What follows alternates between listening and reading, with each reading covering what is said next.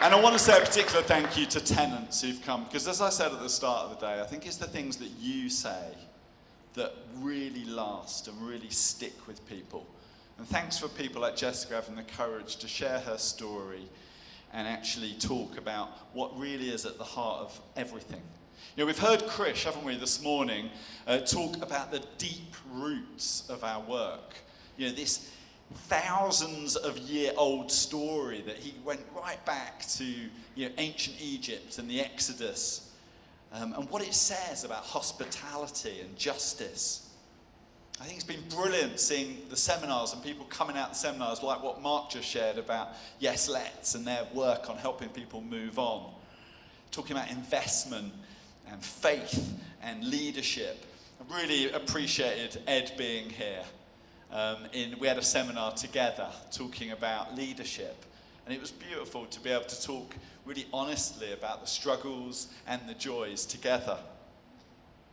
And it's just great hearing Ed and Rach share those roots of hope into action.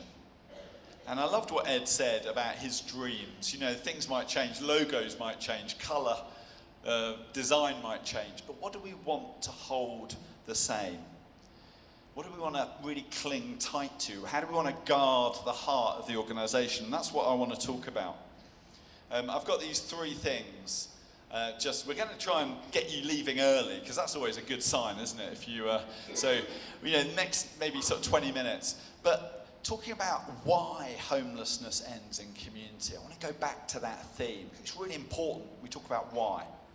How the local church is right at the heart of Hope Interaction's work. And your role in that journey. Because we love the fact that we've got a packed room. And what can we all do to take forward to put hope into action? So firstly, this whole issue of why homelessness ends in community. I've worked in homelessness now, it's my 33rd year, and I've seen a lot of jargon kind of come and go in that time, a lot of new initiatives and phrases. And there's a danger that something like homelessness ends in community can just be a bit of jargon, can be just a phrase, really. But I think it's far, far more than a soundbite. And I think we've seen that in what we've explored today and what people shared earlier about what community means. And I think the community connection that Hope Interaction's model has within it is what makes it really different to any of the other organisations I've worked in. I think community is right at the heart of it. It's embedded in those stories that we've heard from Susie, from Zach, from Jessica, and in these conversations with other tenants, or the panel that we had. I've had so many people coming out the panel saying, of the tenant panel, saying how powerful it was. People who were there, was it good? Yeah, great. You see, I think that there's a picture of Susie with her church community. The way that's played a role in her recovery. And it's borne out with these stats that are in your impact report. These take these anecdotes, really, these individual stories, and put them into collective numbers. And the fact that 90% of people with mental health problems have seen their situation stabilise or improve is a testament to connection. The fact that 86% of people have seen their social relationships improve is fantastic. And it's because as humans, we're built for connection with others. We are not just kind of consumers of resources, consumers of information or experiences. We are built to be in connection with each other. And there's a model that we often use, which really speaks of this, of how homelessness comes about as a collection of these three types of poverty. There is the poverty of resources. There isn't enough affordable housing in our country. People are struggling, cost of living crisis. All of these different things which really there aren't enough resources. But of course, this poverty of relationships is also so central. I've worked so many times, got someone a flat, help them move on. But if they're just isolated and alone, if they haven't got relationships, they often end up going back to the place where they have had relationships, which is on the street. So homelessness, it shows this model that it's so much more than just houselessness. Homes are places of relationships and identity. When I worked for the government for 4 years, and it coincided with the COVID pandemic. And there was this initiative that many of you will have heard of called Everyone In. And for the first time, it was really unusual that hotels were just lying vacant. No one was using, Holiday Inns and Premier Inns and all this kind of thing. So we did this big drive to get as many people sleeping rough into hotels. But still, even though that resource was available, it wasn't a dodgy hostel. It was a hotel. There was almost a blank check, and yet still 2,000 people remained on the streets during the pandemic. And what it says is that there was the resources available, but those people didn't have sufficient relationships. They didn't have a restored sense of identity to take up that offer. They remained isolated and vulnerable. It's a real sign of the limitations of what resources alone could do. And faith groups made a massive difference during those years. I think that's changed the relationship of churches and faith groups with the government on this issue because of the way churches stepped up. And they offered relationships and a connection for people. And that's why the government have just issued this funding recently called Ending Homelessness in Community. So, community is right at the heart of the government agenda now. Because it can't just be commissioned or contracted. Community emerges from other things. It's a word that everyone loves. Who's against community? Not really anyone. But we've got to be honest about where community comes from. It doesn't appear by magic. That's why Ed talking about the journey of setting up Hope into Action is so important. Because I think that community comes about through commitment. People being committed to making things happen and making a difference. Community, as well as commitment, it requires compassion. People willing to reach out to people who aren't always easy to love, to suffer with them. So commitment, compassion, and lastly, it requires conviction, a deep belief that there's something worth gathering around, something that's worth investing your life in, something that is worth allowing to transform you. I think that's what we see in the early church. I love this passage in Acts. We've got part of this written on the wall at the Hope Centre where we're based. But this is the radical early church community. And it speaks to these things.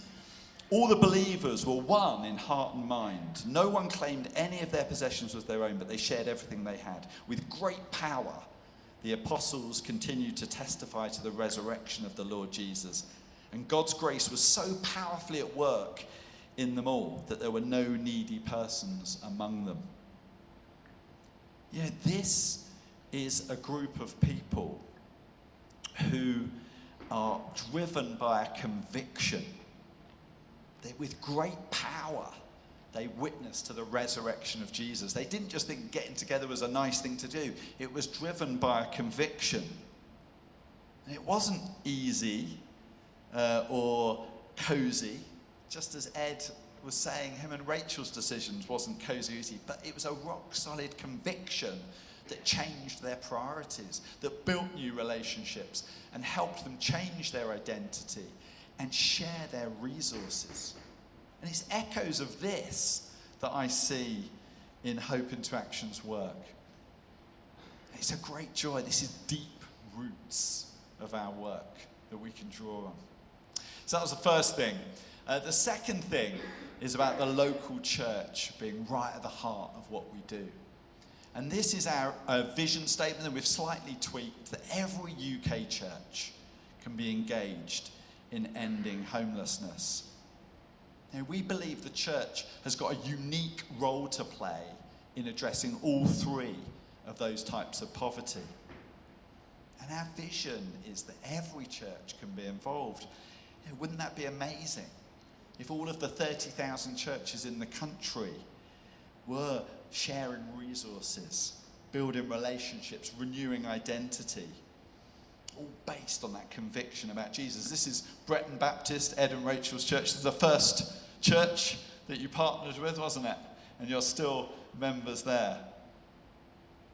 And so many churches and charities, and we've talked about this today, have gone down a route where they've began to dilute their Christian ethos.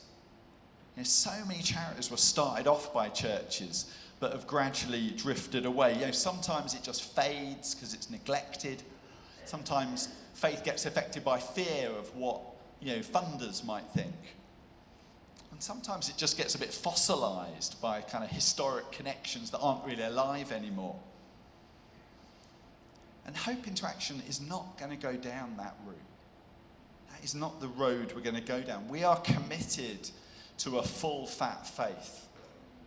We want to be sensitive to people who come into the environment and they're not sure about it. I hope you've seen that in the way we've led the worship or spoken about the Bible. So we do want to be sensitive, and we really want to connect with people of all faiths. But we want to be clear about what we believe. A full fat faith isn't just a slogan. It's something we want to put into practice every day, every prayers. Every day that faith is alive and kicking and meaningful and life-changing. And more than just a Christian ethos, it's this commitment that the church is right at the heart of what we do.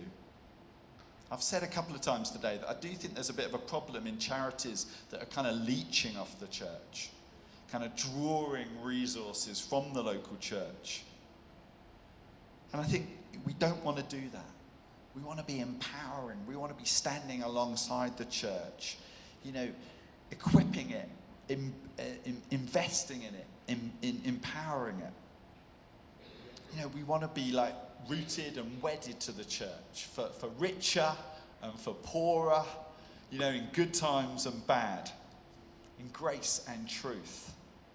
This is where we want to be. And this really relates to our strategy and where we're going forward. We've done a bit of a consultation recently, and we had over 200 people contribute to a consultation about where we should go.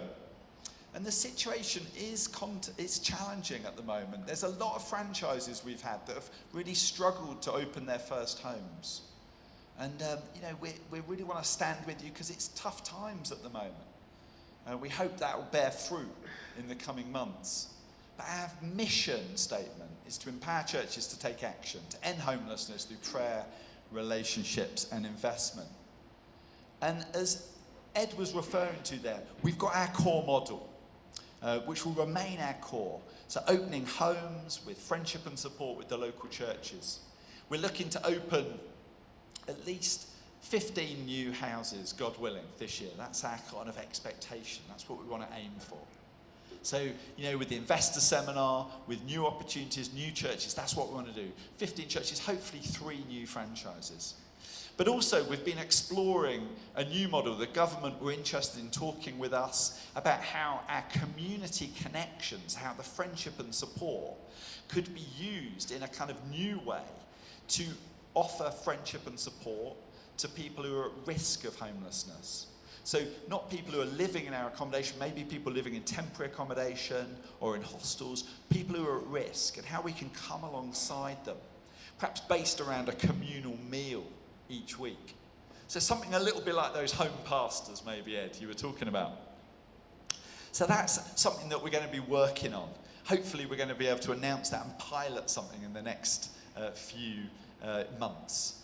Something exciting. Just like organisations have different offerings, we think that could be a really interesting offering to the church to expand what we do alongside our core model. So if you're interested in that, talk to someone afterwards and we'll tell you more. We want to expand our offer to the church in terms of training and resources and teaching. We've got so much learning that's built up in Hope into Action. I want to see how we can make that available to the church more. We think that there's so much learning about compassion and boundaries and love in action, what it looks like that we can share in innovative ways over the next 3 years to expand the number of churches that are engaging with us. And underpinning this, we want to be asking you to pray for us, to support us, to be investing in houses. The fact that from Ed and Rachel's initial investment, we've had over 33 million now invested in houses is so wonderful. And we want to see more of that. We think there's not a problem with how much money there is in the country, it's how we can use it and invest it in more and more houses opening. So that's something of the way we want to go in the future. That's our sort of strategy with those core model, expanding our offer.